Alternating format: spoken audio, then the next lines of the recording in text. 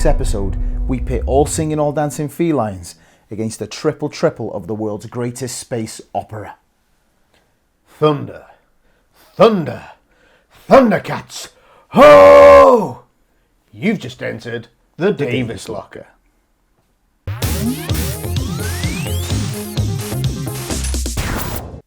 Hello and welcome to the Davis Locker with me, Chris Davis, and with me, as always, the Phantom Menace, the Last Jedi, Gaga Binks himself, Gazza D. I like that one. That's a good one. Tell you what, we've got a heavyweight matchup this week. Cats versus Star Wars, Rise of Skywalker. Talk to me, Goose. Well, without further ado, let's find out if these trailers are trailer flash or trailer trash. It's time for Trailer Top Trumps.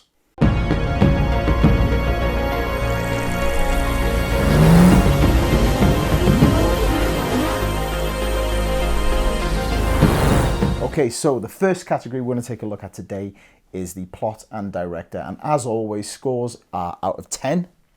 Points awarded in this category are for a director with an extensive back catalogue of work, a plot that's original with some really cool ideas going on, etc, etc, etc. You get the gist. Yeah. So, with that being said, Gazzady, what have you got for me today? Cats.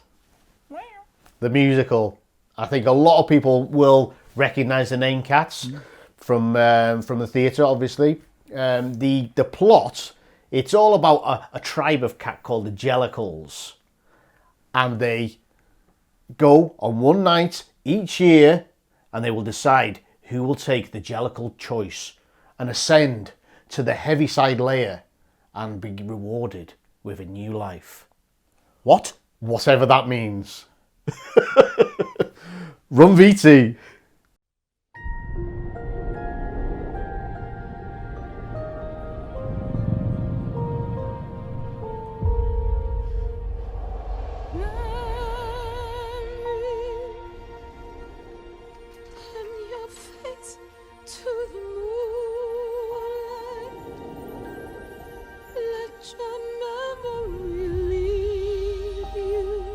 Seen you before, have I? Open up and tell me if you find there the meaning of what happiness is. Then a new life will begin. Come, we're about to begin.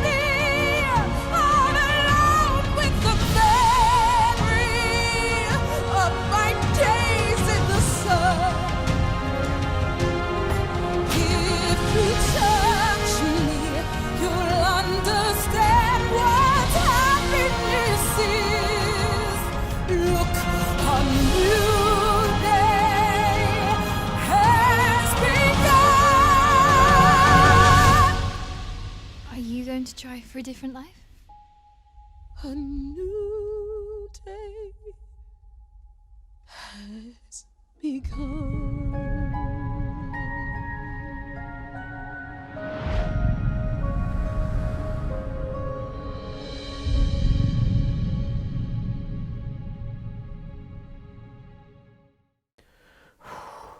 I'll tell you something, I just had the weirdest lucid dream where like kind of cat people were coming at me and they were singing. That's what it feels like. The first time I watched it, I was like, I don't know what this is. I have no idea what this is. Yeah. Obviously, I know about the musical. I don't. And, well, they are cat people. But the way that it's put together on stage, the costumes are unbelievable. Yeah. The way the makeup and the costumes and stuff like that. But when I first saw this, I was like, I don't know what to make of it. And that's kind of what the reaction was from the internet. Yeah. People were going, oh, I don't know about this. I mean, it looks quite cool. I'll be honest, I've never seen the musical. I know of it, but I've never seen it. I've never really expressed an interest in seeing it. Yeah. You know, I've never been a cat person until recently. I've got 2 cats now. Yeah. Innocent Fake, shout out to the boys. Yeah. But, yeah, it's a strange one, isn't it? For me as well, I don't really like musicals that much. However, that means I can be objective. I can give an unbiased view. Unlike some people we may get today on this show. Don't know what you're talking about. Never even seen Star Wars, don't like it. So it was developed by Andrew Lloyd Webber Yeah. in 1981, and it's actually gone on to be one of the greatest and long-running theatre productions of all time. It's actually made, up until 2012 was the last time they did a tally of it, Yeah. $3.5 billion worth of revenue of people going to see That's it in the incredible. theatre. I mean, you can stick your Endgame, you can stick your Titanic. Way more successful this is. Way more. Well, what if I decide to do Endgame the musical on a boat? Well, Yeah. it needs to run for a long time. And the original storyline from this was based on a T.S. Eliot poem. Yeah. And that was called Old Possum's Practical Cats. Old Possum's Practical Cats. So, yeah. If I can try and break down the premise for you. If it would help. So, there is a kind of an old patriarchal cat called Old Deuteronomy. Yeah. This is the right tongue twister this week for me. And so, yeah, each year on one night, all the cats will gather round, and this cat will choose which cat will ascend to the Heaviside layer. Now, that is kind of the cat equivalent of heaven. However, cats apparently strive to get this attainment, and they'll come back. So they kind of live in the musical on like a junkyard. So their lives, it seems to me, are not great. They have to go and scavenge for stuff. So actually getting the Jellicle choice, if they're chosen, it's a wonderful thing. Okay. And so in the musical, you kind of introduce all these cats, and they kind of put their Yeah. case forward, Yeah. and then you kind of follow it all the way through. Via the medium of song. All song. In the musical, there's no dialogue. It's all song. Wow. Now, I don't think it's going to be the case for the film. I hope not. There's going to be a lot of singing in it, a lot of dancing. But, Which I'm fine with. I like a musical. yeah, I've just never seen Cats. yeah, You know, I do like a musical. I enjoy a musical, but just not. I've never seen Cats. yeah. So, I mean, it's got a huge fan base. Yeah, Massive. The director for this is a chap called Tom Hooper. He's already done Les Mis, was his last thing. So, he knows what he's doing. Yeah. And the good thing for him, he himself has won an Oscar for The King's Speech. He's also directed a lot of people who've gone on to get Oscar nominations for the films he's been directing. 7 people. Wow. 3 of those have won it. Yeah. Colin Firth in Queen's Speech, Anne Hathaway in Les Mis, and Alicia Vikander in The Danish Girl. So he knows how to get the best out of people. Yeah. Yeah. I I like him. Have you seen his Dark Materials? He's done a couple of those. yeah. Wow, on the BBC at the minute. Yeah. Fantastic. I mean, I watched that alongside the War of the Worlds BBC adaptation, knocked it into a cocked hat or whatever they say. Yeah, War of the yeah. Worlds is rubbish. Yeah. Rubbish. But there you go. So it's a director with prestige, Yeah. getting the best out of his actors. He's done Les Mis, so he knows what he's doing in musicals. It's one of the greatest musicals ever told. Huge box office appeal. For a score, I'm going with an 8. I'd like to judge the plot and disagree or agree with you, but I don't know what's going on. Yeah. So I'll just agree with your 8. The Thank Snowman. Yeah, there you go. And it is the season for snowmen, so It is. there you go. Okay. Okay, so let's take a look at, very excitingly, the rise of Skywalker. Now, would you like to know the plot? Yeah, hit me with it. So, a year after the events of The Last Jedi, the Resistance faces off against the First Order once again. Meanwhile, the ancient conflict between Jedi and Sith is brought to an exciting conclusion as we finally see the end of the Skywalker saga. Run, VT. That stands for videotape.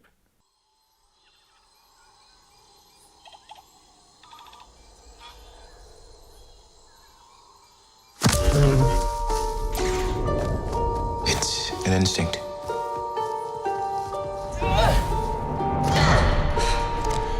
A feeling. The Force brought us together.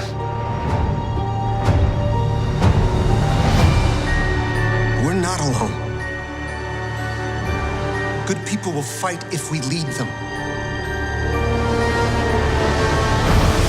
People keep telling me they know me. No one does. But I do.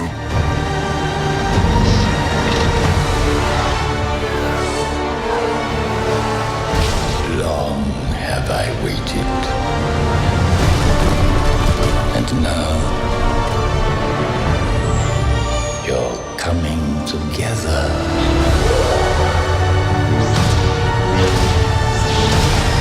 Is your undoing. What are you doing there, 3PO?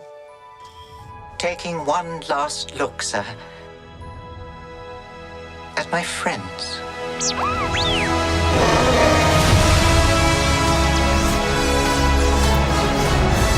Confronting fear is the destiny of a Jedi.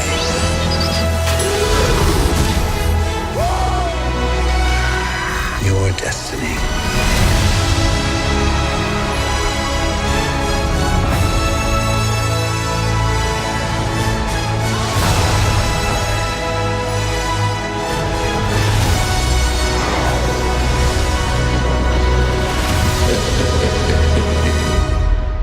The Force will be with you. Always.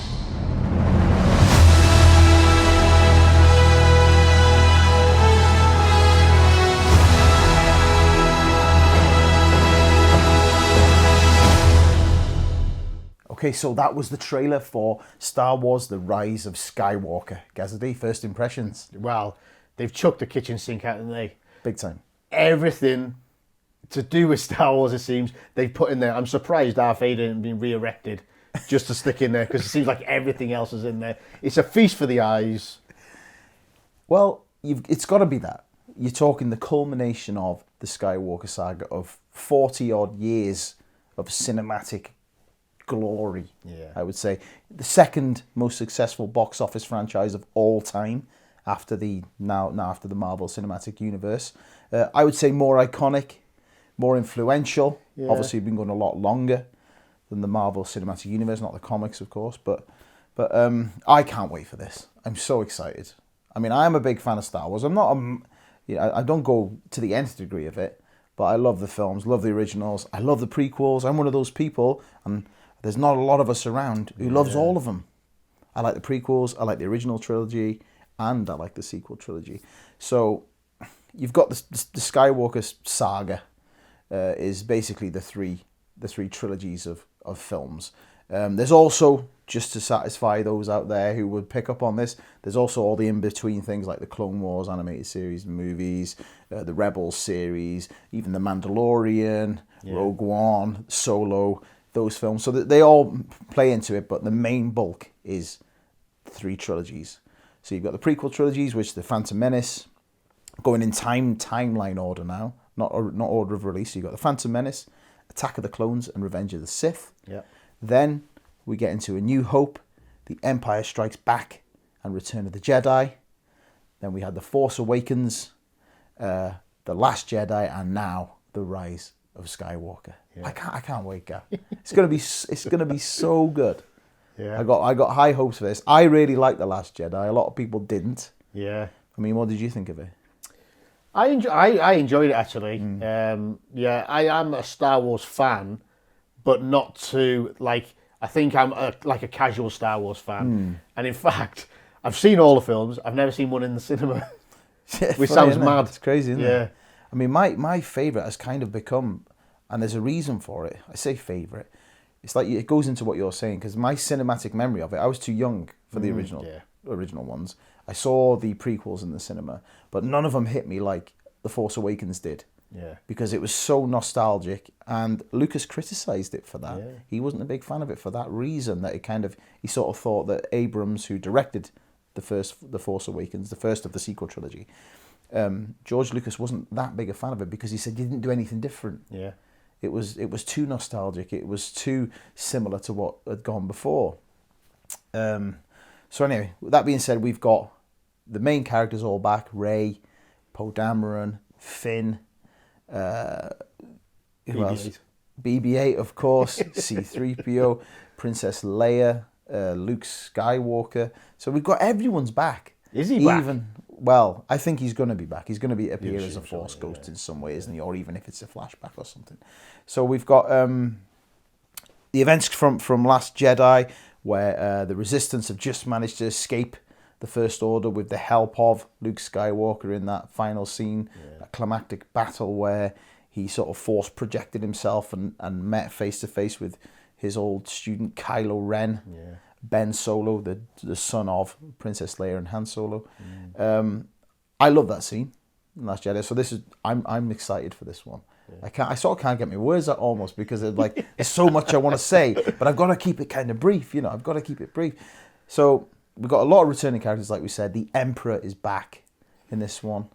He's going to be a big pivotal role in this, I think. I've heard a lot of theories. I'm not going to go into any of them because I don't want to have any spoilers whatsoever on this. Because if one of them's right and I say it on here, someone will say, "Oh, what did you say that for? You spoiled the whole film, you wally." So I'm not going to go into any spoilers or anything like that. But do you not think, though, in itself, him being in the trailers and on the poster, that is a spoiler? I don't know why they put it in there. It would have been such a great twist to have him in there with no one knowing. I think it's not a spoiler as such, because what's he going to do? What's his reason for being back? What's he up to is the question. Now, obviously, he started off in the prequel trilogy as Sheev Palpatine, who was a politician. Funnily enough, we're filming this on voting day, on election day in the UK. So shady politicians and dodgy goings-on is not a stranger to the day's vibe, is it? But yeah, so Palpatine was a dodgy senator, blah, blah, blah. Then became Darth Sidious and was influential on Anakin Skywalker, who became Darth Vader, etc., etc. I won't go into all that. So it's 40 years worth of plot in this, which I think is massive. There's got to be a lot of questions need answering here. A lot of questions. So I'm extremely excited for it. Extremely excited. J.J. Abrams is back to direct this one. As I mentioned, he did Force Awakens. He then skipped Last Jedi, and Rian Johnson did it. He was offered to do this one, but he wanted a break between Last Jedi and his new film that's just come out, Knives Out, which is getting rave reviews across the board. Looks really good. So they did offer it to Colin Trevorrow, but he had a bit of a creative difference with Lucasfilm, so he's off it, and then Abrams came back in to take the helm again. I think the cast have been pretty happy with that. I've heard a lot of positive things about it. Makes us feel great and safe on set and all that kind of thing. So I'm just excited about it. I don't know what to say. I'm just really, really excited. There's loads of questions Lean answering, and I want to know. And I will be almost playing devil's advocate tonight because of Chris's excitement about it, and it's few and far between. I think. I mean, we love film and we love going to the cinema to watch film, but there's not many that come out where you're just so excited, where you're like, oh my gosh, I can't wait. I can't wait to get and I'll be straight about it, I mean, in terms of the actual plot itself, there's a lot of interesting things going on. Rey still wants to find out what her origins are. Kylo Ren has said to her that her parents were nobodies, etc. in Last Jedi. But is that true? Do we know? There's how did Maz Kanata get Luke Skywalker's saber? All these questions. What's going to happen with Kylo Ren? Is he going to have? Is there hope for redemption for him? Is he just going to fall to the will of the Emperor? Is Rey going to fall to the will of the Emperor? There's just all of these incredible questions that are going to get answered, and I just can't wait. We hope get answered. That is so. I think they will. There's just such a weight of expectation. That's my worry about this, because I mean, Star Wars fans are very vocal. We all know that. God, I mean, this is such a culmination. I think Marvel did such a great job of bringing Endgame as a bow to the 11 years that they had. This, I'm a little bit worried that there's so many questions that are they going to be able to wrap it all up in a neat bow? I don't know. It's difficult, isn't it? There probably will be, I mean, the amount of cinematic history in this, there probably will be a couple of loose ends. Yeah. But maybe they want those loose ends to have some offshoots in here there, because it's just the end of the Skywalker saga. Yeah. It's not the end of Star Wars Yeah. as a franchise. You know, it's just the end of the Skywalker saga. So, with my excitement in mind, I'm giving it a 9. Yeah, I'm giving it a 9 because we know the plot outline is basic, but there's so many different strands in that plot that just develops all of these questions that need answering, and it is 40 years worth. There are people in there that we'll never ever see on film again, sadly. There's so much going on in it, and J.J. Abrams is back. I really like The Force Awakens because I loved the nostalgic feel it gave me in the cinema, so I give a lot of credence to him being back at the helm. So it's a 9 for me. I got to give it a 9. I think it's high, but I'll let it slide on this one. If you go mad on all the other categories, we might have to revisit. Well, right. Let's move on to the next category, which is the poster and marketing.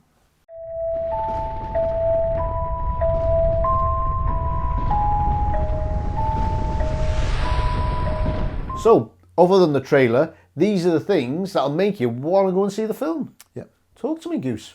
Love a good poster, first off.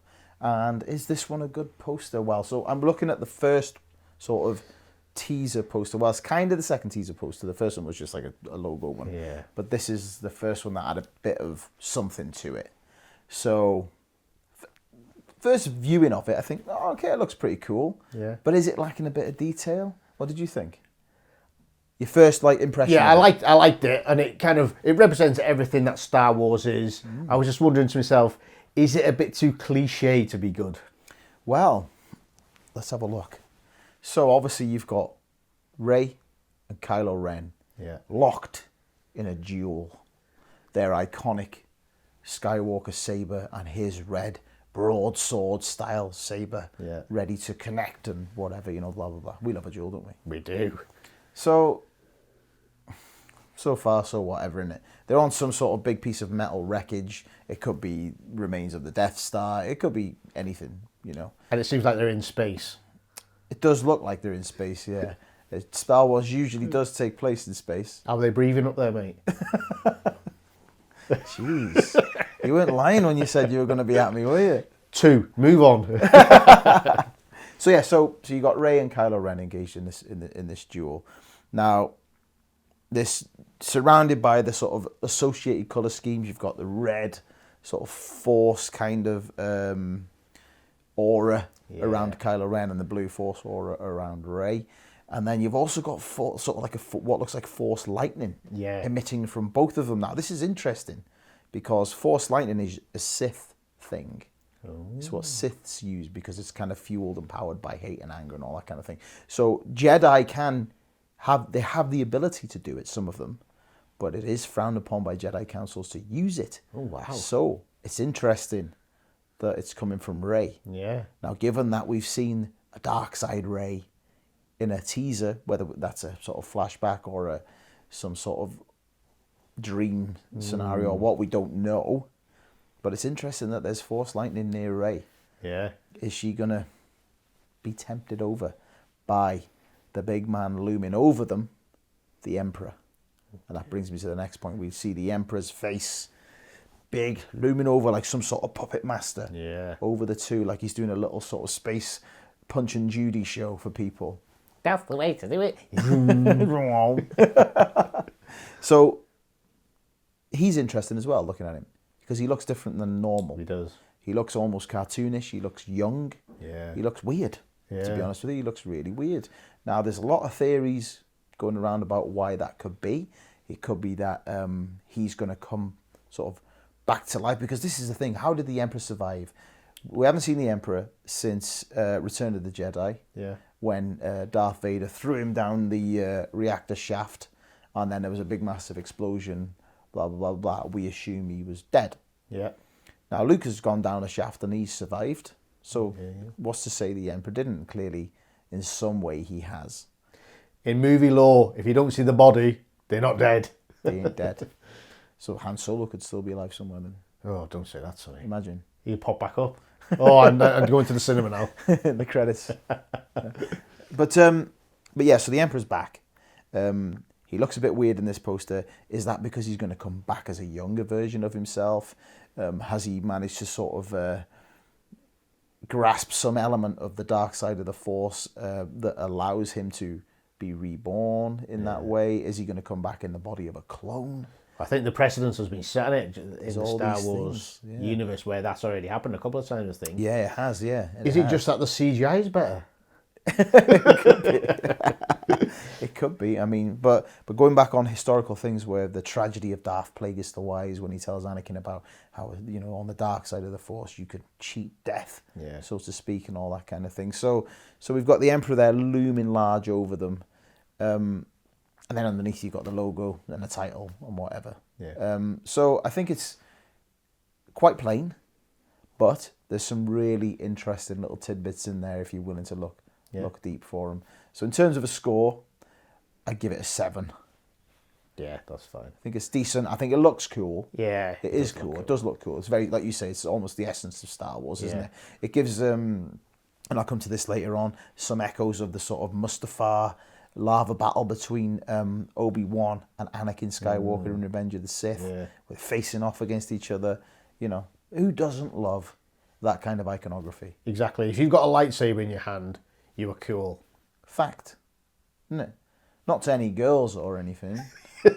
Or whichever opposite member of whatever sex you prefer. Yeah. You might not be cool to them. Some of them. But to your pals, you're cool.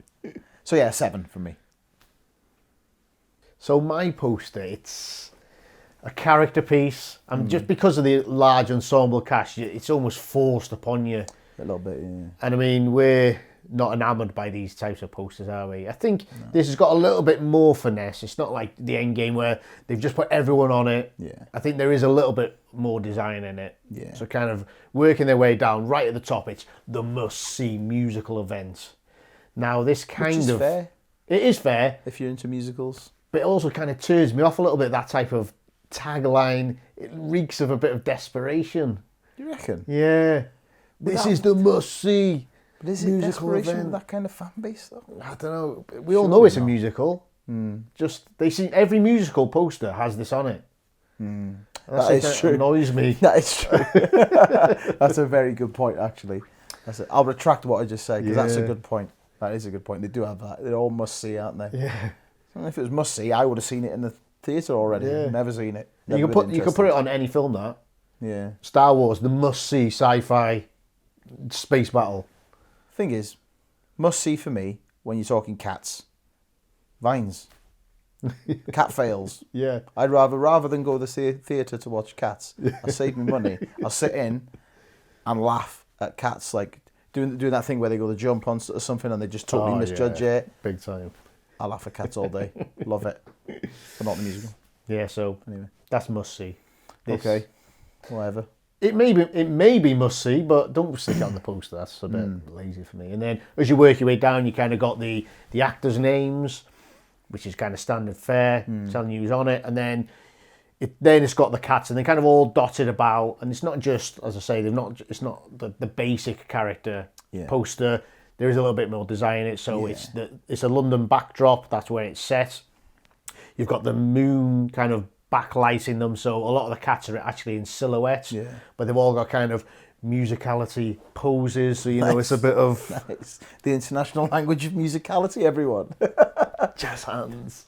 Yeah, I know what you're saying. It does look it is quite well designed and put together and composed in that respect, isn't it? It does have it is effective in terms of it's layered. You do get a sense of distance from it, so you've got cats nearer to the camera, if you will, and then you've got ones further away, like you say, in silhouette on top of buildings, and it does look quite cool. Yeah, it does.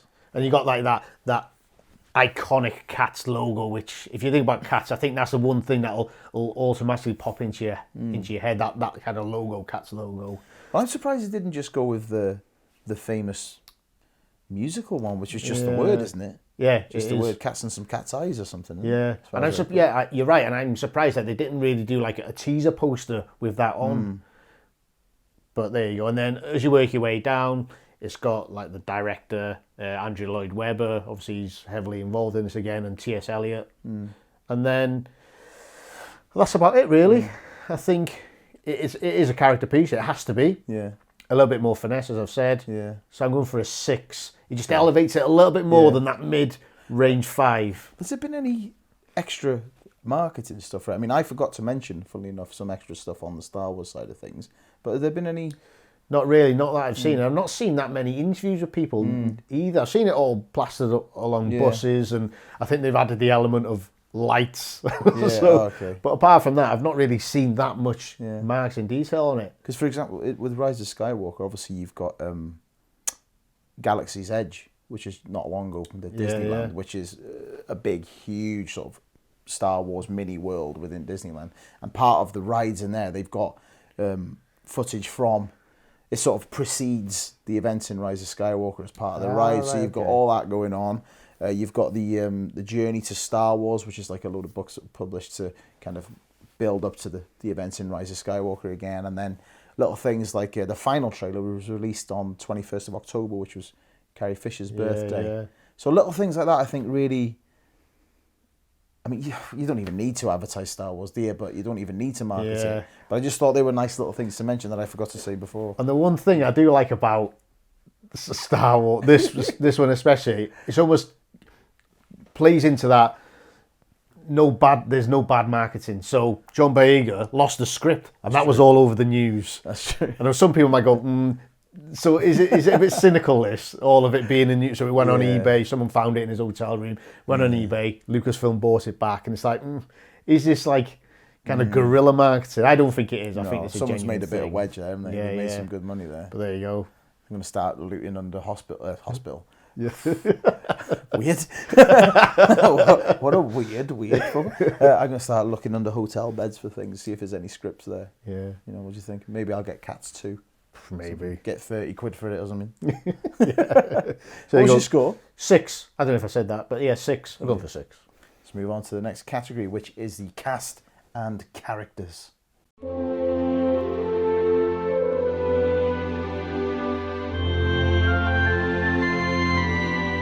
Right, let's take a look at the cast and characters. Now, in this category, we're going to take a look at the acting talent on display and the characters that they play. Gazadee, tell me about the cast for Cats. Well, Chris, I must say, for this film, we have a perfect cast. Wow, you went there. I've heard worse from you. Well, yeah, stay tuned for the joke at the end of this episode. It's not a good one. Go on. So I'll try and rattle through these Yeah. and excuse my character name pronunciation because they're mad names. This is going to be fun.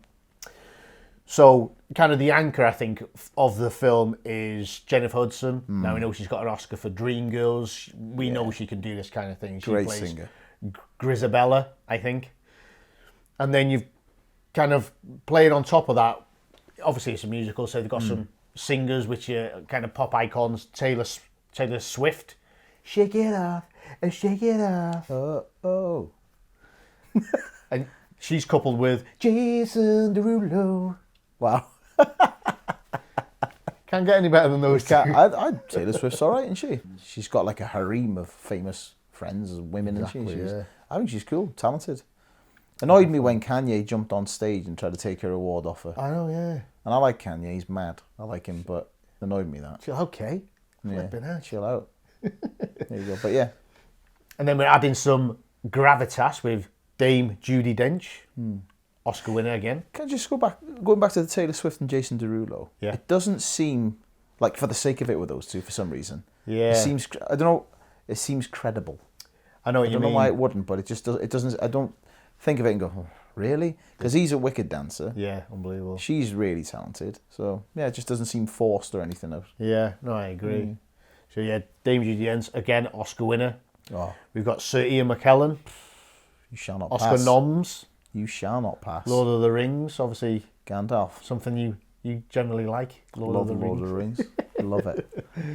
Massive dork, isn't I? Yeah. A massive dork. Oh well. And then you got a couple of actors who generally liked across the board. Idris Elba plays McCavity. Yeah, class. And then Ray Winstone, He's in it as well. Winston? Winston. Winston. Winston. His mum's a Cockney as well. She'll have you for saying Ray Winstone. Yeah. It's Ray Winston Gar. Because I live in Cheshire now, I've got to posh it up a bit. Cheshire Cat. Yeah, exactly. I like that. Good. So we're building on this great cast, and then you got... They may be kind of Marmite, these people, but the people who do love them love these people. So you got James Corden and Rebel Wilson. Not fans? I don't mind James Corden. Yeah. He's a bit annoying. Rebel Wilson, she's the same in every single thing she's in. Yeah. I've never seen her do anything similar other than like, oh yeah, that kind of like Australian. I don't know. I'm not a fan. But she might be good in this. I don't know. You've got to have a larger than life kind of character for this kind of thing, haven't you? So yeah, and it is a musical with a heavy comedy element. So those two people are going to be. And Corden can sing. You can, yeah. He is a good singer. He can sing. He is a good singer. So, you know. And then finally, you got introducing Francesca Hayward, who is the principal dancer for the Royal Ballet. Wow. And her character is Victoria, and she has like one of her kind of introductions to this character, just a massive solo and top of her game. Yeah. Unbelievable. Yeah. And it adds gravitas to it, doesn't it? Exactly. Like I say, like when you've got your likes of James Corden, who's a massive star in the States, of course, and Rebel Wilson, both are. When you've got sort of almost characters like that who are not known for this kind of thing, you need the gravitas of someone like that. Exactly. With that theatre background, the ballet background to like knock it up a notch, don't you? So yeah, and I mean, one thing I didn't say, obviously the Jason Derulo character shares a nickname that Chris had when he was in college, Rum Tum Tugger. Well, it's news to me, but I'll take it. You've been talking to my mum? So yeah, I mean, there's loads of people in this film, which I could go on forever. We'd be here for days if I went through everyone. But in terms of the cast for this musical, I think you can't really get that much better, because you've got the gravitas of Oscar winners in there, Oscar-nominated actors, so we know they're really good. You got, obviously, singers, they're Dames fantastic. and sirs, you got nobility. Exactly. And then you got people who are much loved across the board. I mean, it's like, what else for this musical would you want in there? I can't think what could be an addition to it. Yeah, I don't know. So my score is 9. 9? What else you adding to it? Wow. That's not what I'd add. It's what I'd probably change. But who am I to say that? You know what I mean? I wouldn't put Corden in. But he's a good singer, and he's well loved over the pond, isn't he? Over the pond? Yeah, and I mean, that's where these movies seem to make a lot of their money, don't they? Over the pond, yeah, I suppose. Over the pond, they're like, oh, the British guy, he's really funny. Over here, we're like, oh, you know, that's how we think of Corden. If someone says James Corden, people go, oh, him again. I think he's had a bit of a bad rap, me personally. I mean, Gavin and Stacey have got the Christmas special coming out soon. Everyone's kind of looking forward to that. And that kind of character actor stuff that he does, I think is really funny. And he created that, so... But is that going to be, is the character he's playing in this going to be that far removed from Smithy? I think it is, from what I've seen. Yeah, I do think it is. Is it? Yeah. Is it going to be that? Because Smithy's just James Corden. A little Near bit, enough, yeah. you know. And I've heard he's not that nice a guy. I've not heard that. I've heard it. I've heard... I mean, I read it on the internet. It doesn't mean anything. Yeah, who wrote it? You on Reddit? It wasn't. I'm not hating on James Corden. I'm really not. Some of the stuff he's done I have found quite funny. You know, like I like the fact he does a lot of the comic relief stuff and all that. Children in Need or whatever. That's always pretty funny. Yeah. So, what was your score? 9. 9.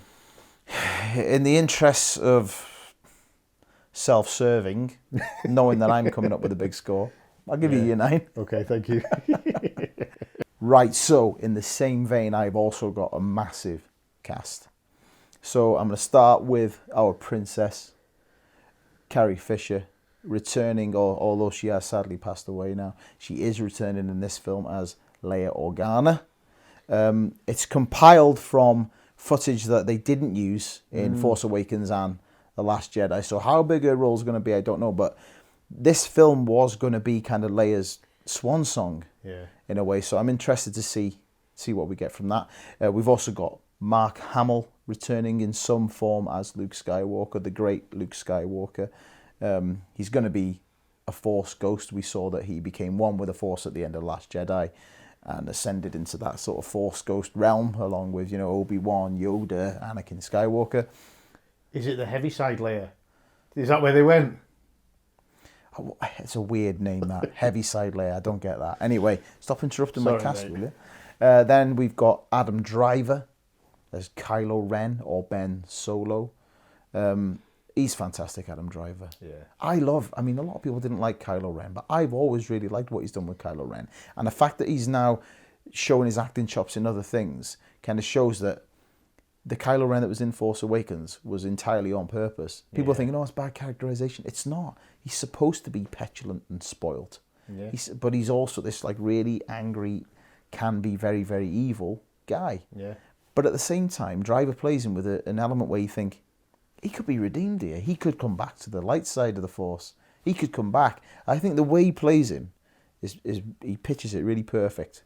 Those little hints and little sort of like flavors that he gives that role. I think he's fantastic. I think there will be a Bendemption. A Bendemption. It could be. Is that what you think? Yeah. I hope so. I'd like to see it personally. I'd like to see it. But he's everywhere at the minute because he's in The Report, which is we reviewed the other week, which is on Amazon Prime at the minute. It's really, really good. Yeah. And he's also in Marriage Story alongside Scarlett Johansson. Yeah. Talk of Oscars for the pair of them that one. I think they will be nodded. And if you've not seen it, he's bloody good in it, and so is she. They really, really are good. Yeah. Like there's a couple of scenes in there, and I won't mention what they are. I won't give any spoilers, but it's a tour de force of emotional acting. Unbelievable. Yeah. So Adam Driver, he's in it. Obviously, Daisy Ridley coming back as Rey, the sort of main focal point, kind of heroine of the sequel series.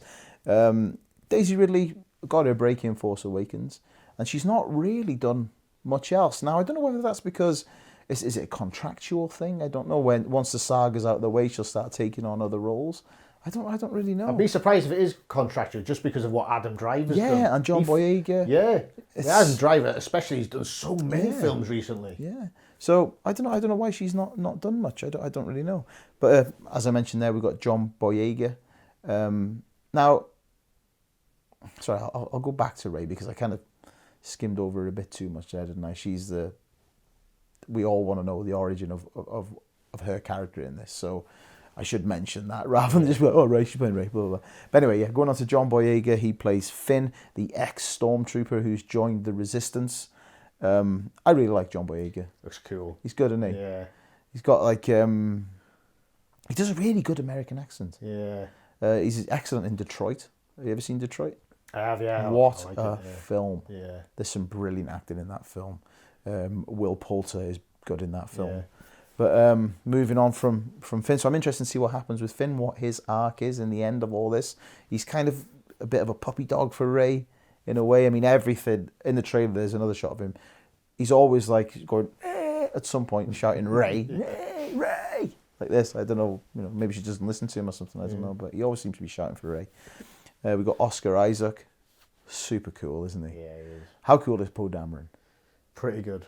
He's good, isn't he? He got close to Solo levels of cool for me. Yeah. And Solo levels of cool. Bold become. He did. I think he's really cool. And a great actor, Oscar Isaac. He is. Massively varied CV. I think my favourite role, other than Poe Dameron of his, is as Nathan in Ex Machina. Oh, I love that film. So good, isn't it? Yeah, super good. I mean, it's a bit of like a sci-fi sort of slow burner that you like, I don't love you? those type of things, yeah. So, yeah, really interesting film. And he's really good in it as a sort of tech genius, super rich, sort of Elon Musk kind of weird guy. Yeah. Alongside the next man in my cast, Domhnall Gleeson. Yeah. I love Domhnall Gleeson. I just love everyone in this cast pretty much, Yeah.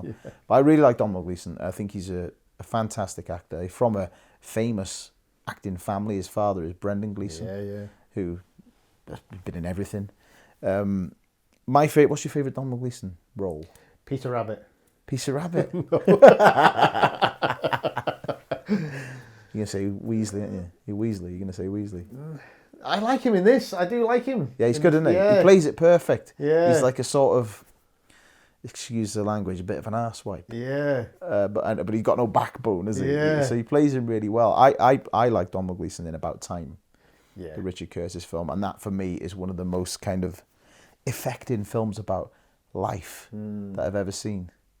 It's a really powerful film to me, that one. It always, after I watch, I always think, God, what am I doing with the time in my life? You know, like, oh my God, there's not much time left, you know, and all this kind of thing. But yeah, a big fan of Donald Gleeson. We've got Lupita Nyong'o, Oscar winner Lupita Nyong'o. Now, we don't see it in her normal human form in this one, because she plays an animated character called Maz Kanata, who is kind of fairly pivotal to the plot, especially in Force Awakens. She's the person who gives Rey the lightsaber that she eventually takes to Luke Skywalker and all that kind of stuff. She's brilliant, isn't she? Oh yeah, her kind of. I know you're a background. fan. I am a big fan. I know you're a fan. The role she played as Patsy in 12 Years a Slave is just, which she won her Oscar for. I can't even describe how amazing she is in it. Yeah. Then we've got Kelly Marie Tran, who plays Rose Tico. Now, I want to sort something here, because she gets a lot of hate online, or got a lot of hate online, to the point at which she came off social media for the bullying. Which is ridiculous, isn't it? That's known. Ridiculous. Why? What are they saying? Oh, just the character's crap and all this kind of thing. But that's not her fault, is it? I mean, I defy anyone who there's a role in Star Wars for you. Like, oh, read the script. Oh, the character's a bit crap. Oh, I'm not going to do it. Yeah. No way. No one would. Show me the films you've been in. Yeah, Haters. exactly. But yes, she's back as Rose Tico, the kind of resistance mechanic who has got a bit of a relationship going with Finn. So I'm interested to see where that goes. In this one, she doesn't seem to be alongside Finn. She seems to have her own sort of story going on with some sort of rebel resistance allies and all this kind of thing. So we'll see what happens there. We've got Ian McDiarmid returning as the Emperor, who he's a Star Wars veteran, isn't he? Yeah. Been in nearly all of them. Fantastic actor. Yeah. Very Theatrical. Like I said earlier on, in a French way, I'll try it better this time. You ready? I like the way he says Skywalker when he goes, Skywalker. Is that French? No, you did. Is that all right? Yeah. A bit better, wasn't it? Okay. We've got Billy D. Williams is back. Billy D. Lando Calrissian. My favourite character. Yeah? The whole Star Wars saga. Really? Yeah. So Wow. cool. So cool. He's not cool as Han Solo and Poe Dameron. Where are their capes? This If is a man true. can rock This a is cape. true. In space. Yeah. This is true. So Billy D's back as Lando Calrissian. What more can you say about that? We've got Kerry Russell is in this as Zori Bliss. Yeah. A sort of a friend of Poe Dameron, and she's kind of what would they call it? Something, a scoundrel or something they were calling her. She's called, I don't know what her role is. I have no idea about what it is. There's not that much information on it. So she's in it. She's excellent. She's in The Americans, which she won a Golden Globe for. I think she's worked with JJ before on one of the Mission Impossible. Yeah, 3. Mission Impossible 3. Yeah, we've got Naomi Aki, who is Janna, who's a resistance ally. Really interesting looking character, because she looks kind of different in terms of like her whatever planet she's from, whatever civilization. They're sort of on they're horseback people. Yeah. So it's something we've never really seen in Star Wars. Riders, I think they're called. Horse riders. Technical. I don't want to go into too much jargon. But Jockey. Yeah. She's a space jockey. Janna, who's a space jockey. And there's a really cool shot. We'll get into that afterwards of them in one of the battles, blah, blah, blah, leading a sort of cavalry charge. We've got Richard E. Grant of Withnail and I fame. Yeah. Again, he's another one who's been in everything. He's playing General Pride, and who's kind of going to be alongside Hux, I think. And I'm looking forward to that dynamic of those two, because it just seems like two Wallies getting together, you know, like coming across as sort of Nazi soldiers, because that's the vibe of the First Order. We all know that, you know. But without any of the kind of terrifying evil to them, you know. Yeah. And then, just to finish off, we've got Anthony Daniels, of course, returning as C-3PO, the only man to appeared in all of the 9 films in the Skywalker saga. He's going to be back as C-3PO, and again, another pivotal role in this for him, I think. So I'm really interested to see that. We've got Eunice Suatomo, I think his name is, who now plays Chewbacca. after Mr. Mayhew sadly passed away and doesn't play him anymore. We've got Jimmy V as R2-D2. So it's a huge cast. It's a huge cast. There's also going to be cameo roles or some sort of role for Kevin Smith, the director. Yeah. Jeff Garlin, the comedian from Curb Your Enthusiasm, all that kind of stuff. So it's a massive cast, and I'm going to go for a 9 as well. I'm kind of too exhausted to argue against it after all Didn't that. stop then, did I? No. I even said horseback people instead of horse riders or jockeys. That's how much I was, motor mouthing. But anyway, yeah, it's going to be a 9 for me. You all right with that? I'm fine with that, yeah. Move us on to the next category, Giga. So it's category 4, cinematography.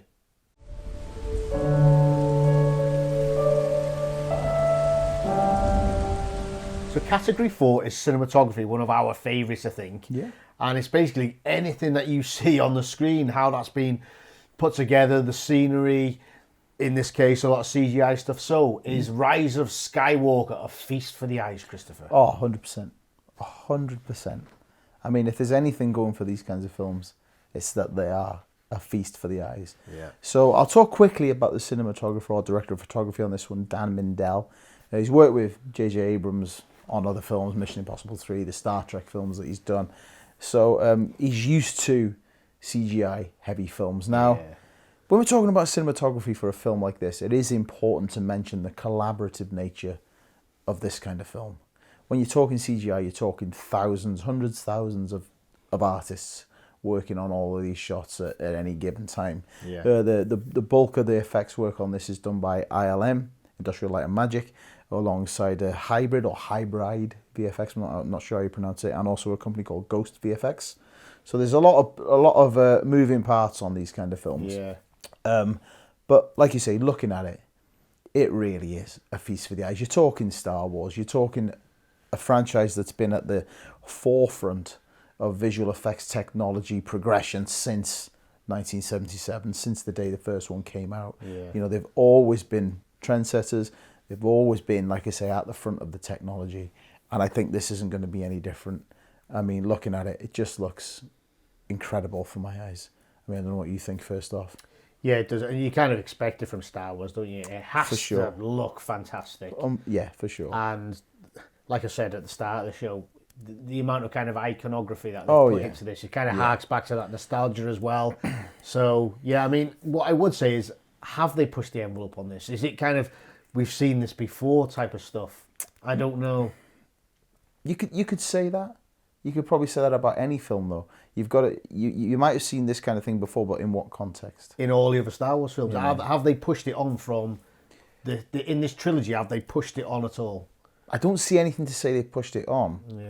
Yeah. To be honest with you, I don't see anything that, in terms of shot composition or technique or anything like that, I don't think there's anything that's moved it on. I mean, what you do see a lot of is in Star Wars, and it's particularly Abrams' Star Wars, is that sort of dolly in shot, turn with saber and then the camera's in, like that. There's loads of that going on. So there's going to be things that you expect from Star Wars. They're hero shots, aren't they? And I'll get onto that in a bit. Going back to what you said about iconography, that's very, very important when we're talking about the cinematography and the style of this film. The trailer itself opens up with the Rey character running through what looks like a similar Forest planet. like the forest moon of Endor. It looks very much like Endor, which was where the lot of Return of the Jedi took place. Going back to, again, your iconography, she drops a helmet on the floor that looks like Princess Leia's speeder helmet from that same film. You've also got the Jedi training remotes that Luke uses in A New Hope. That kind of thing at the top there, so she's obviously in some sort of training sequence. Yeah. Rumour is that it's Leia that's training her. Right, okay. There were also some theories that is this a flashback to Leia being trained by Luke? Right. But I think this is Rey being trained by Leia, and we've got a brilliant shot. So she runs through the forest, and then she jumps over this ravine, and we've got a sort of match cut that cuts right in the middle of the leap onto Rey jumping into the wreckage of what looks like the Death Star or something. Like back when she was on Jakku at the start of Force Awakens, when she was a scavenger, jumping onto these big ruins of the Death Star and that kind of thing. And it just looks so good. And what Star Wars do really well is they mix the practical sets with green screen. So they don't just, I mean, some environments are completely CGI, of course, but they mix a lot of real elements in there, and that adds to the look of it. This is shot on film. Yeah. Mindell is on record as saying he likes to shoot on 35mm. He likes that approach to it. He wants to master the one form before jibbing off into all these different formats that you can use and things. I like to shoot 35mm anamorphic. That's it. Let's do that. Yeah. So it looks traditional in that respect. There's a lot of stuff I like in this. There's a few shots where, I mean, for example, so moving on from the forest scene, you've got a massive aerial shot of the forest actually to show the environment, which looks really cool with the Rey running along the top of like a ridge. Then you move on to the oceanic moon of, I think it's Kef Bir, it's called. That's where the Death Star ruins are. Yeah. And that's where we see Rey standing on some ruins amidst what can only be described as tidal wave conditions. And the effects in this are second to none. That's my favourite bit. Unbelievable. Yeah, when it's obviously Rey and Kylo are there, the ocean bit and the waves just like flipping. Yeah, so the water VFX in this, I mean, as good as anything I've ever seen in terms of water visual effects. Key scenes like in Interstellar, for example, things like that. I mean, we've moved on from the perfect storm, haven't we? You know, they're really incredible. Yeah. And I love this scene. I think this could be, depending on the style of the duel and how epic it is, this could be up there for me with, like I said earlier, the Obi-Wan, Anakin, Mustafar battle. I don't think it'll be as long as that one. That was a hell of a duel. But in terms of the look and the style of it, I mean, you've got her standing there, rain thrashing down, obviously moisture from the sea and all that kind of thing, and you can see it hitting the saber and vaporizing, the steam coming off, and it looks incredible. And then you get Kylo Ren in a sort of hero shot as he steps through the sort of the mist and the fog of the rain, and he's there with that broadsword red saber soaking wet, and it just looks amazing. He's got his top on, thankfully, this time as well. So what they call him Ben Swallow when he had his pecs out in Last Jedi. But I think this looks incredible. I'm really looking forward to seeing those on a massive screen.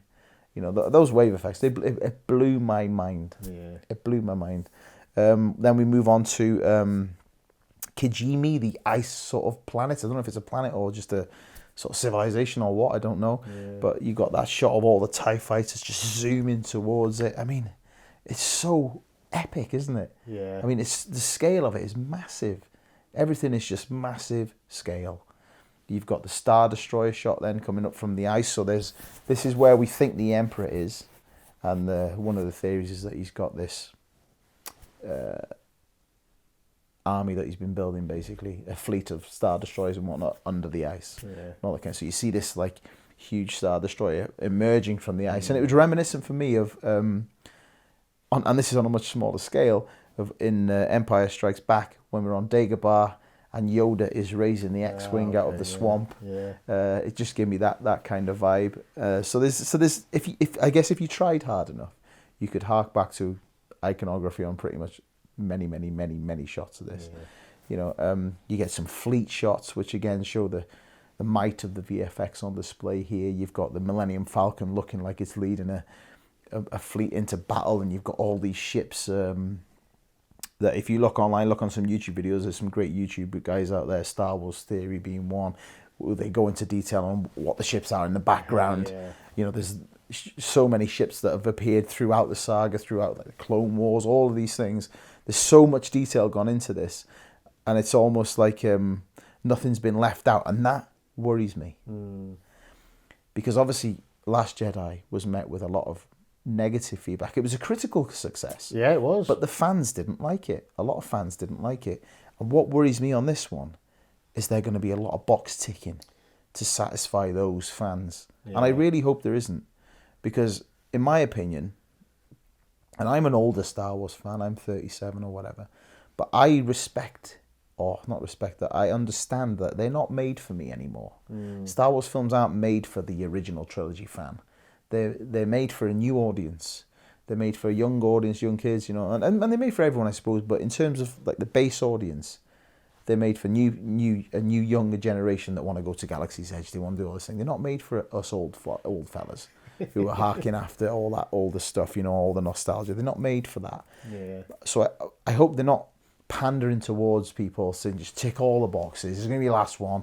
Tick every single box so that no one can moan. Yeah. So your casual fan can't moan because it's going to be epic and amazing. And we've ticked every little detail box so that your proper nerdy fan can't moan as well. So that does worry me a little bit. Going back to some of the more key shots that I enjoyed in the trailer, there's a really good shot of Finn, Chewie and Poe sort of advancing on some stormtroopers in a sort of passageway, and it's great. It's so well put together. A really low angle, camera's moving back. They're going forward shooting with the blasters, and the stormtroopers are dropping in front of the camera as it goes. It's so clever and so well orchestrated as a shot that I really, really like the look of it. More iconography. We've got Rey and Kylo facing off in the throne room on the second Death Star, which is where we saw Luke and Vader duel under the sort of encouragement of Palpatine in Return of the Jedi. So that's, again, how iconic is that big sort of window at the back there. I mean, it's they're ticking the boxes, like I say, and I think it looks great because I love that stuff, but I don't want it to tick every box. We've got that shot of the cavalry charge of the horseback. What did I call them? Horseback people? Yeah. the space jockeys in what looks like the climactic battle, and they're running. I mean, I don't know where they are because they can't be in space. No. Because they're just legging it across one of these destroyers like it's the Grand National. Yeah. You know what I mean? All that's missing is a load of plebs in suits drinking Fosters on the side. But I mean, the key for me in this is I think it looks fantastic. I'm not bothered that it doesn't move anything on that much because I think the shot, the composition, the style of it, it is what it is, and it's iconic and not cliche. But I'll use that word, but it's cliche in that way for a reason because it's Star Wars. Yeah. They made this type of thing. They sort of pioneered it, so it's okay for it to be like that for me. Yeah. To look in that way.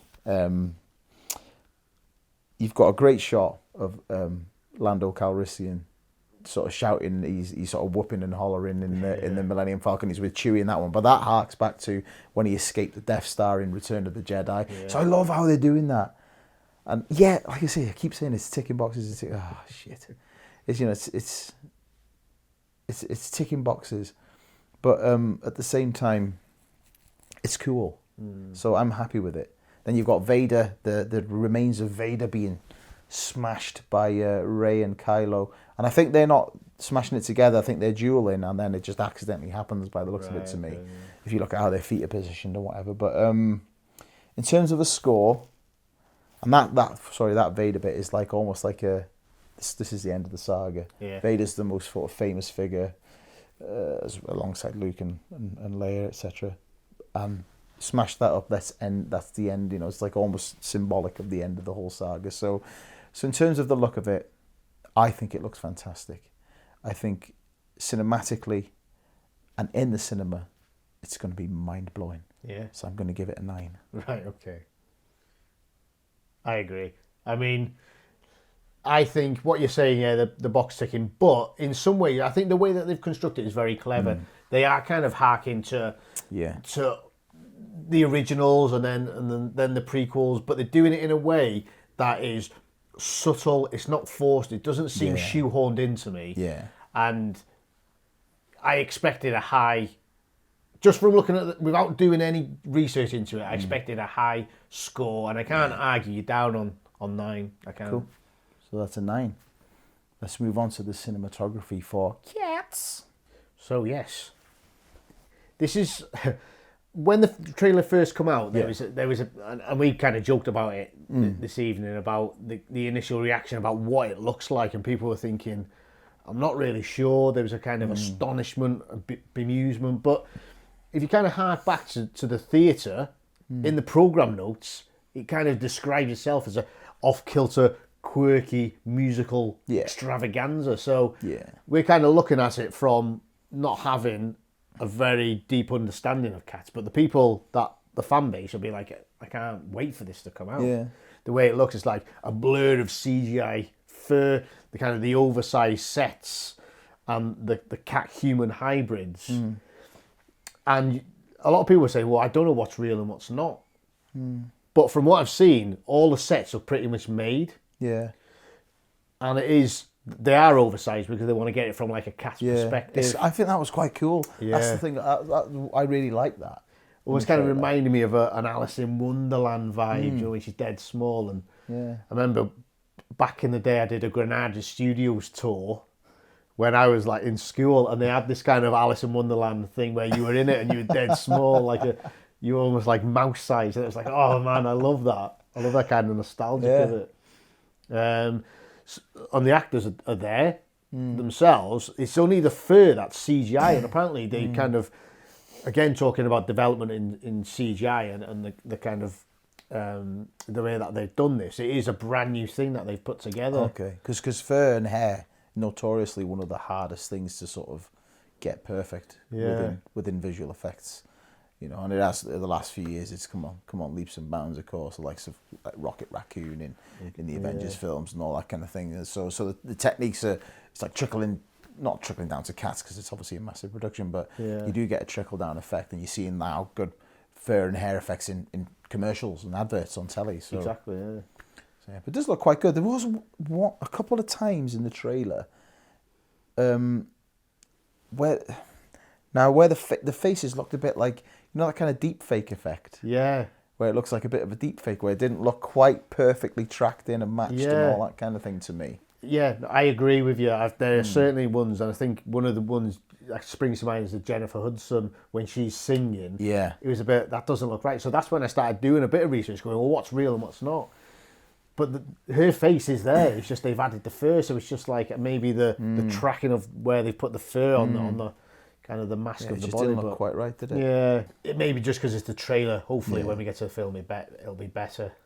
Yeah, I mean, I don't know if there's any other way that they could have done it, really, because you've got obviously the theatre production, you've got the costumes and all that, but there's also a live DVD version of the theatre production, isn't there? Yeah. So I don't think there's any other way they could have done it than with CGI, because what you add into it, exactly, if you just do it kind of like the stage production.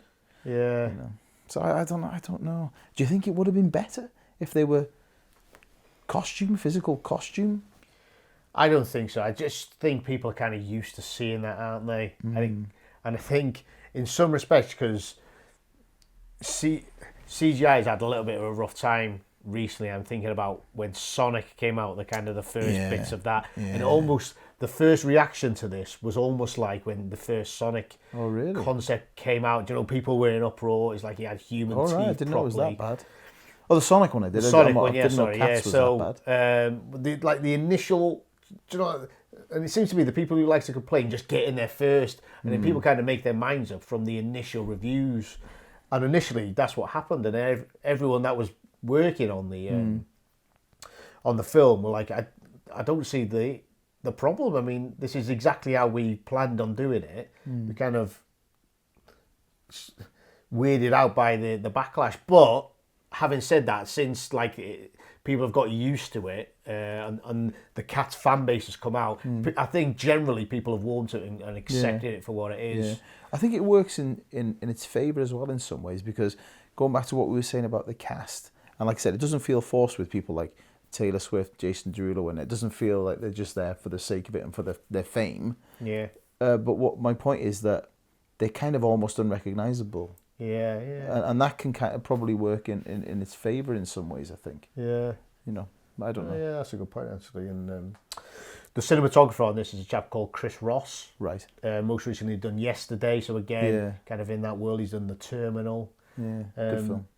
And he has gone on record by saying, although he's kind of has been involved in films that are otherworldly in some respects, he always tries to ground the way he puts together shots in the real world, even though it is a kind of a high concept type thing. So, and I think with a CGI fest like this I think it is important that he's coming at it from that kind of mindset. Yeah, for sure. I mean, especially when you're talking about cats, because they have to exist in the real world, and that scale thing where you're talking about the size of them against the the real environment, it has to sell it, doesn't it? Yeah. It has to be convincing. So I think having that mindset from the off, saying, right, this needs to be grounded in reality here, is even more kind of important when you're talking about something that can ruin the look of it. If it's not right, if you're not believing that these cats are this size in this environment, then the curtains are pulled back almost, aren't they? Definitely. And you can see the workings of everything. So,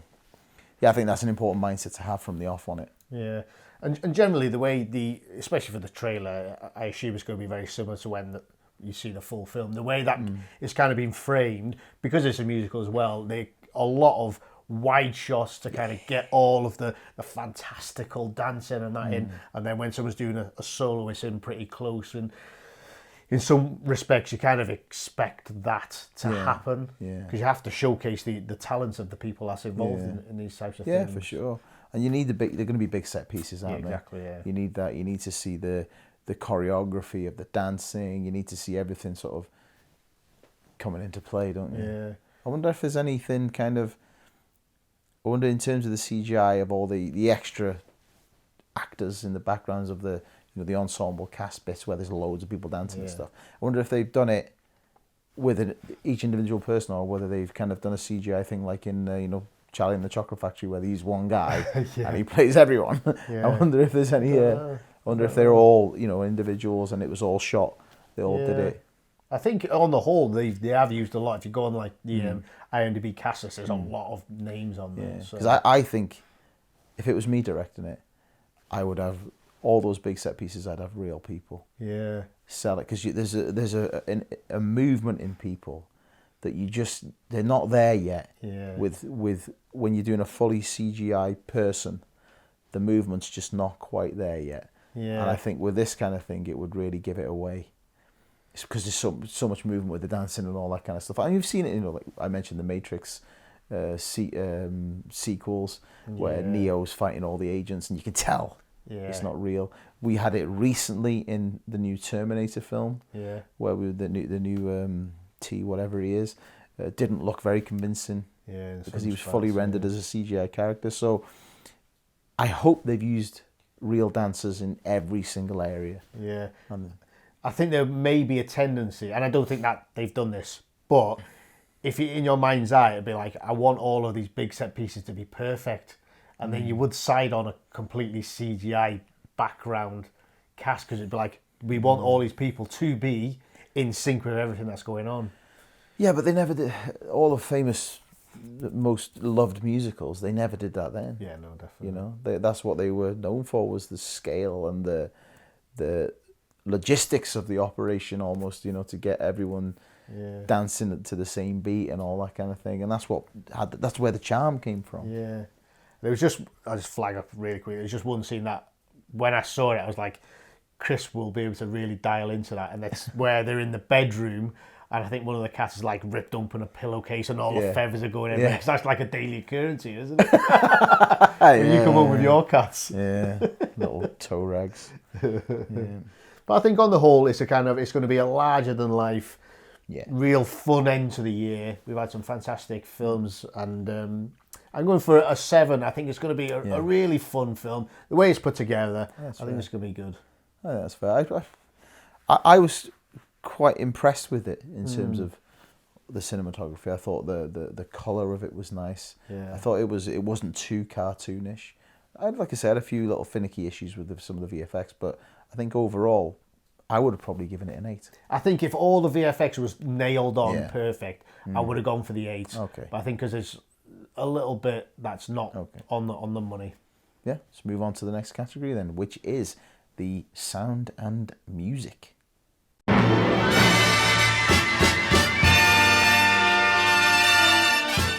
Okay, so the sound and music category. Cassidy, I'm expecting big things on this one from you, pal. Exactly, it has to be big because it's a musical. Kind of, you've already got 5-6 points just because it's a musical.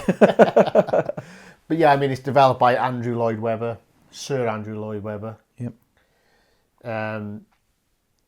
In terms of musicals, you just can't get better. You simply cannot get better than him. Definitely. Oh, better than him, sorry. Okay, yeah. Okay. Got an Oscar win, for Evita, Then he was nominated for Phantom of the Opera. The Phantom of the Opera. Scared me a little bit there. You should, sorry, you count yourself lucky. I was going to do Don't Cry for Me, Argentina. Oh, yeah, good. And he also got a nom for Jesus Christ Superstar. And we met Jesus the other day, didn't we? We did at Wales Comic Con. Just while we're on that, actually, what a fantastic event. Oh, we really enjoyed it. Thank you to everyone who came and spoke to us. Check out the video on our YouTube channel. Get on there and have a look. And give us a subscribe. Anyway, carry on. And Sir Andrew has obviously done stuff like Joseph and the Technicolor Dreamcoat, Starlight Express. Again, I could go on for a long time. Yeah. Now, in 2001, the New York Times went back through all composers and recognised him as the most commercially successful composer in any genre of all time. That's pretty impressive. I mean, just like we said in one of the previous categories, like 3.2 billion just for this. That's mighty, isn't it? Yeah. That's mighty. So, in terms of the trailer itself, it's obviously building heavily on memory. And they kind of use two different versions. The original version that a lot of people will be familiar with, and then they kind of rework it, fronted by Jennifer Hudson, in a kind of a new and a bit more contemporary way, which I really like the way that they I put thought it it was together. cool. I was humming it for ages afterwards. Yeah. When I watched the trailer, I was humming it for ages. Yeah. And obviously, we've got some bona fide pop stars in here. We know these people can sing. Even the likes of Corey, we mentioned that he can sing with his carpool karaoke. He's always, to be fair, he's banging on. But so I'm not going to really milk this too much. It's a musical. I think we've hit Andrew Lloyd Webber being involved. I've gone for a 9. Oof, that's a biggie. That's a biggie. But if you're talking commercial success and all that, critical success, you can't really argue, can you? Yeah. It's almost like it's, to use an annoying term that's being used in politics at the minute, it's oven ready. Oven ready. Oven ready. It's an oven ready 9, girl. Yeah. I can't argue with you. All right, let's move on to Rise of Skywalker, shall we? Any good? Well, any good.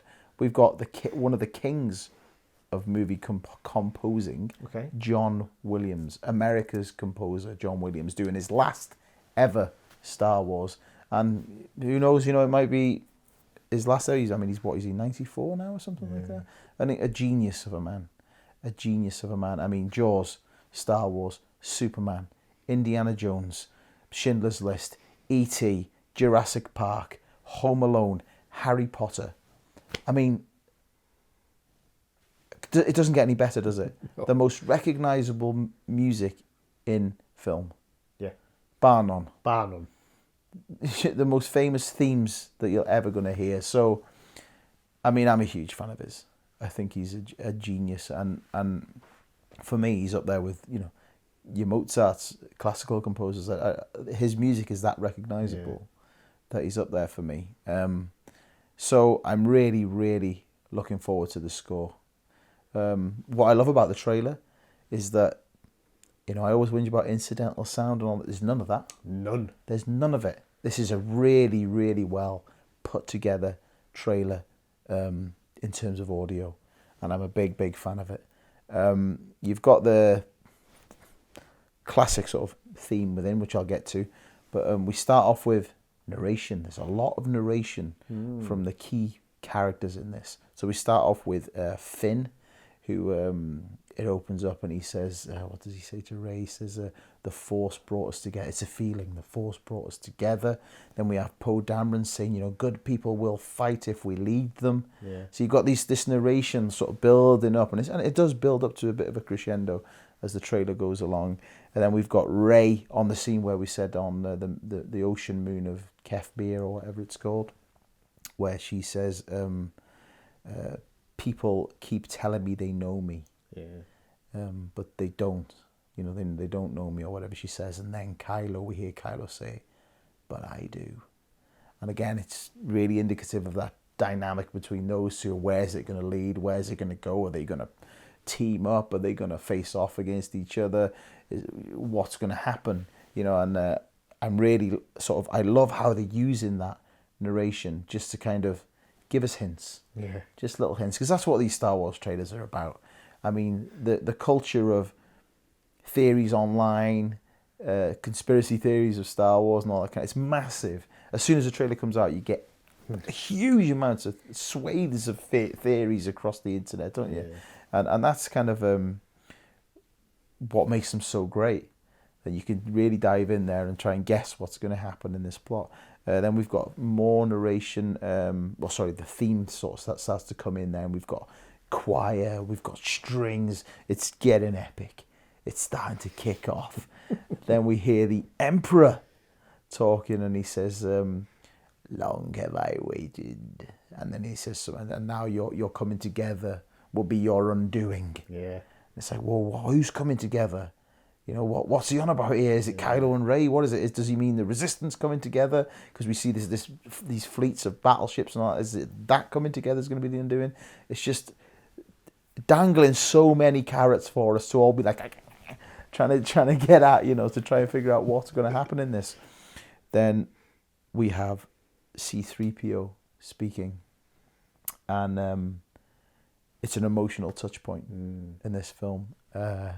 For 3PO, because Poe Dameron says, you know, what are you doing, or whatever he says to him. He says, I'm taking one last look at my friends, or whatever he says. I can't remember the exact words, but this is C-3PO, and everyone's like, C-3PO going to die? Yeah. I don't think he is, but I don't know. There's a lot of theories abounding about that, and I don't want to get into them because they could be spoilers. But for me, it was like, oh my God. C-3PO, I mean, this is the character that had the first line in the first Star Wars film. He then had the last line in the last George Lucas Star Wars film. Will he get a line in this? Will he get the last line? Who knows? I mean, what a way to sort of finish it off. But, so emotional on that bit, thinking that C-3PO, him and R2-D2 have seen it all throughout the whole saga. Thinking that, God, he could be gone. Yeah. You know, and it's such a incredible way to cap everything off, and I think that's what they've really hit on the head with this. Yeah. And then on that point, we then have Luke Skywalker, Mark Hamill, saying, you know, confronting fear is the destiny of a Jedi, and it's your destiny, you know. And obviously, we assume he's saying this to Rey. Yeah. And we've got at that point now, the theme is at max, you know, crescendo here. We've got, you know, and I don't know if the theme in this is just for the trailer. And it's just a reworking for the trailer, but it's so epic, isn't it? Yeah, I love it. I mean, we used it for our own little podcast trailer, didn't we? Which again, you can check out online. Go and have a look at it. But you've got this. It builds to this massive crescendo, and then we hear Luke Skywalker as Rey is looking right down the pipe of the camera. She's got her lightsaber. We don't know what she's looking at. Yeah. And we hear him say, "The Force will be with you." And then Leia whispers, "Always." Wow. It's so epic. It's so epic. I mean, it's just powerful stuff. If you're a Star Wars fan, look at your face. You're not bothered. I like the way you're going into it. I like it. If you're a Star Wars fan, this is just, it's so powerful, especially knowing that this is the end of the Skywalker saga. Carrie Fisher can't be in anymore. Yeah. You know, to have her at the end saying "always," it's just, it really hits you. You know, if you've grown up with these films, and it's just emotional stuff. And I mean, I cry at films anyway. Easy. I'm definitely going to cry at this. And did you see Richard E. Grant, his sort of testimony that he did on social media, where he's just kind of talking to his camera phone, saying about the screen and he's just seen of it and how emotional he got and how incredible it is. And I think, you know, for fans it's going to be a big thing. Yeah. It's going to be it's going to be emotional, I think, yeah. But that ending, and I love the sound design in this. I love what they've done. Like I say, there's none of that incidental sound. Yeah. This is just pure, just cinematic opera, almost. It's perfect. I think it's near perfect in terms of what they could have done with this. Yeah. And it's a swan song to me for every trailer that's gone before in the Star Wars saga. Finishing off on that, the Force will be with you always. It's like, not only are they saying that to Rey, this is Star Wars as a franchise saying that to the fans. Yeah. It's speaking through George Lucas, is speaking through Mark Hamill, speaking through Carrie Fisher, speaking through Anthony Daniels, speaking through every single person that's come before in the films, that it's something that will stay with you forever if you're a fan of it. You know, it stayed with everyone for 40 years. So yeah. So for me, I'd probably give it a 9.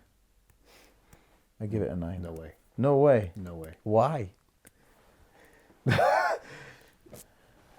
Chris, I gotta point some things out for you. No. John Williams, The greatest. 5 Oscar wins. 41 nominations. Yeah. Some people don't make 41 films. He's got 41 nominations. So that should be a 9 anyway then. Unbelievable. On his own.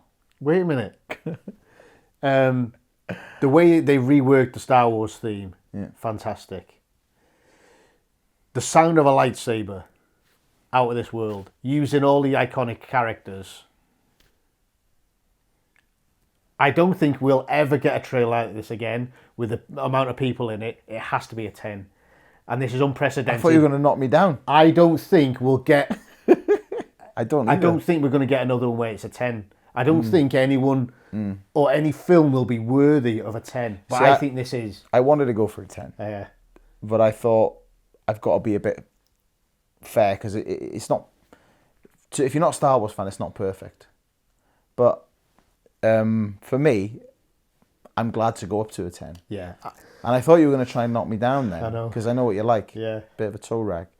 And so I'll take the 10. Yeah, because if we're not going to give a 10 for something that John Williams has built in terms of his calibre alone, he invented the Star Wars theme and they've reworked it and, like I say, getting everyone back. Yeah, it's a combination of factors that, like you say, we're never going to see again. 10. Let's do it. 1, 2, 3. 10. I feel horrible now because I've basically assigned myself the loser, I think. So let's swiftly move on to the last category, which is superhero-ness.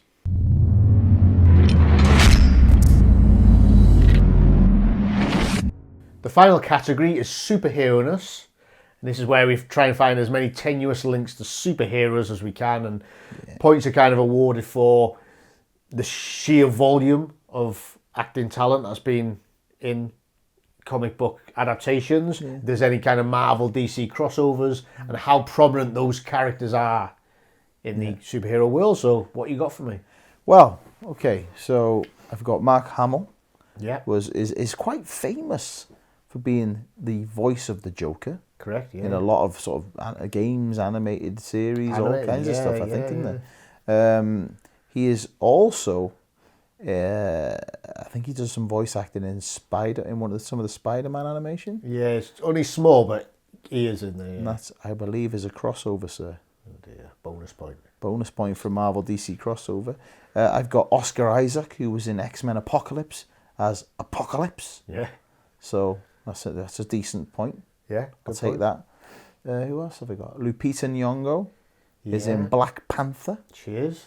What else have I got? Gazadi. Now, Kerry Russell plays the voice of Wonder Woman. Is it in a game? It is in a game, yeah. It's in a game. Yeah, we don't include that, I'm afraid. Oh, I'm making up rules on the spot now. You got like 1 million for the last category, so... That's true. That's true. Okay. Richard E. Grant was Dr. Rice. Dr. Rice, in Logan. Great film. If you've not seen it, check it out. Really good. And of course, John Williams, Superman theme. Yeah. Probably the greatest, easily the greatest superhero theme of all time. Yeah. So, what's that, 7? 7, yeah. You got any? I mean, Gaz likes to find little cheeky ones here and there, don't you? Have you got any little cheeky ones for me? Yeah, I'm a bit lazy on this. You are, because you just know I'm going to do the because I know you love it. So like he does all the digging, and I'll be like, give myself any score, and then wait for him to tot it up. Yeah. Well, your cinematographer. Yeah, Mindell. Yeah. Spider-Man 2. Spider-Man 2, of course. And then a big one. No, a big one. Missing here? And my personal favourite, Billy D. Williams. Yeah. Was Harvey Dent in the Batman movies. Wow. There you go. I can't believe it. And he turns into Two-Face, although he doesn't in the movie. He's just like the district attorney. However, he has kind of reprised it, again in computer games, but he has done the voice for it as Two-Face, yeah. Completely missed that one. So what's that? I think innit? that's 9. Yeah, it is 9. 9? I'll take your word for it, sir. I'll take it. You've been thrashed this week. I have, haven't I? Right, go on. What you got? No one here is good at that. So I've got Idris Elba, plays Heimdall in Thor. Yeah. But he's also playing it's not been we're not told, it's an unnamed role in the Suicide Squad. And that is a crossover. Give you that. So bonus point. Okay. I've also got Sir Ian McKellen, Magneto. Love Magneto. And I'm going to give it 2 for that because he's such a prominent character. And I need the points. Generous. So that's 5. And Ray Winstone. He's actually also playing an unnamed role in the new Black Widow film. Okay. So, 6. I'm not sure how I feel about Ray Winston being in a superhero film. Yeah, I don't know if he's going to play a Russian character. Just because of the way that the trailer's been set and the kind of the backstory that's If been his explored. accent in The Departed is anything to go by, I wouldn't want him to do Russian. Yeah. But everyone seems to think they can do Russian. I'm not going to do it, but yeah. I was trying to goad you into it then. There you go, I got 6. Okay. It's a sound thrashing this week, isn't it? Yeah, we almost don't need to do it. Only that we need a score out of this. We do, because we'll have like a series winner, won't we, at some point? Yeah. So we do need to do a final score. So with that in mind, let's move pointlessly to the final reckoning. I feel like I'm pointless. Oh.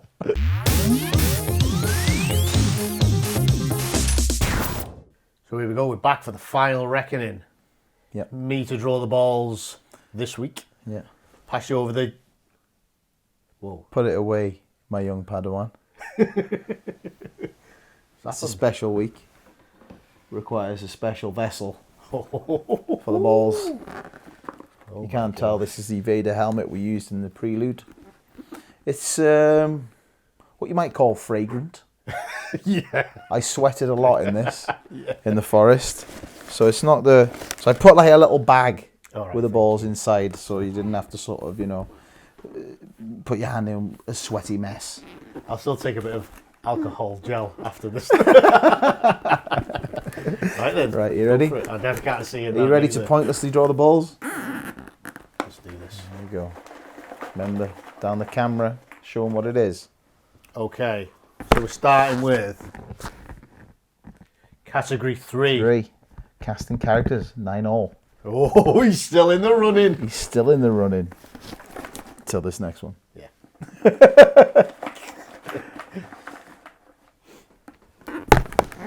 we go. Ooh, category 2. I'm only leading by 1. That was 7 for me and a 6 for Gaz. Category was a poster. I'm only leading by 1, but it's all over, isn't it? So. It's over. In a way, I want. But you sort of, it's a respectable loss, isn't it? Yeah. Until In a way. 6. Category 6. Category 6. So a 9 versus a 6. So a comprehensive victory for me, really, isn't it? Yeah. And I don't really know how for me, I'm biased because I love Star Wars. I can't wait to watch Rise of Skywalker in the cinema. But I don't think it's be fair to say like it's an easy win for Star Wars because they're so different.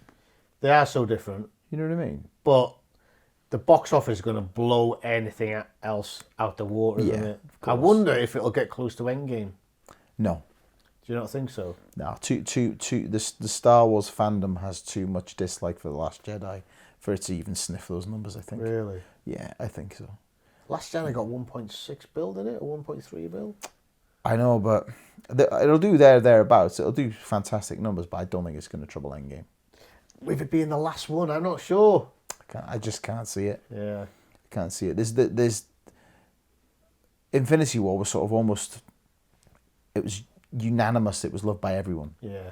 Everyone was looking forward to to Endgame. You know, you've got like a selection of sort of other films that's drawn up. So you might be a fan of Guardians of the Galaxy, you might be a fan of Black Panther, you might be a fan of Spider-Man, Iron Man, etc., etc. So you've got all those different fandoms coming together as one to watch this one ensemble piece. Yeah. Whereas with Star Wars, you've got, you know, passionate fans, whether that you see that as good or bad in some ways, you know, and they're vocal about it. And I think they'll all go and watch it. Yeah. But I think Endgame got a lot of repeat viewings. Yeah, it did. I don't think this will have the same. If someone goes in and they make their mind up, that was awful, I'm not watching that again. It's like as bad as The Last Jedi or whatever, blah, blah, blah.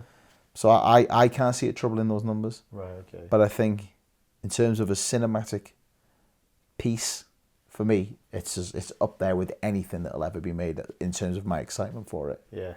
Yeah. I just hope you're not let down by it. I won't be. In some ways, I don't know. It's just I think there's a huge weight of expectation and a huge pressure. I think on this film. There is. Like I say, because they have to finish it off in the right way, don't they? They've got a sense. Surely, got a sense of responsibility that they have to do it right. There is, but I am, like I said earlier, I'm one of those fans who likes them, likes anything to do with it. So I think I'm just gonna like it anyway because I'm so excited. But at this level that you're at now, though. I remember when you went into Endgame, you were at fever pitch then, and you went in, you came back a little bit disappointed. I wasn't disappointed. I just didn't think it was as good in terms of a complete film as Infinity War was. This one, I think, I'm at fever pitch. I just can't see me being disappointed in any way. I think the trailer's amazing, so the film's going to be amazing, and they can with me, like. Again, I'm a dad now, and I watch Star Wars with my little lad, and you see it through different eyes, and you see it as they see it. So that's contributed to me not being able to be disappointed by him in a way, because all the things that I think I could get finicky about, like the character development wasn't quite up to scratch. A 5-year-old doesn't care, and you have to appreciate that. You have to appreciate the new audience that it's for. You know, where you might think, oh well, I've been watching this since, you know, when I was born in the 80s, and I've seen these characters develop, and and that's fine. That's really important to have that grounding in it and to have that understanding of it.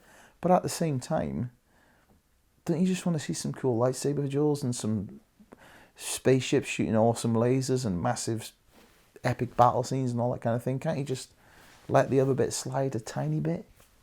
And just enjoy the spectacle. I have seen an epic lightsaber duel. I've seen it. On the prelude. Oh, yeah. To the Davis Locker. Which you can find, funnily enough, at youtube.com/The Davis Locker. We're also across social media on Facebook, Twitter, and Instagram on @The Davis Locker. So get on there, like the content. We're throwing out all kinds of stuff, aren't we? Yeah. We're loving it. You know, we love doing this. Like, this is kind of one of the staples of what we do, but there's so much different content that we've got ready to come out that we just need you to hit and smash those subscribe buttons and keep us in doing it. That's it. And and thank you again. Thank you for everyone that has subscribed and shown us the love. Yeah. I think the next episode will probably be the Christmas special, I think so. And in that we'll be drawing out the winner of the year's supply of cinema tickets, and also we'll probably use Darth again. I think it needs a special vessel to pick a name out. Oh, yeah. And also the winners of the merch from the Easter egg hunt. Yeah. Yeah. So get on it. Like we said, youtube.com/The Davis Locker. Give us a sub. It'll be worth your time. You might enjoy it. And until that point, we shall see you next time. This has been Trailer Top Trumps. That's been Gazza D. I've been Chrissy D.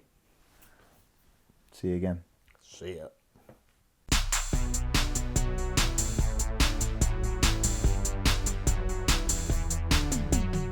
Very enjoyable episode.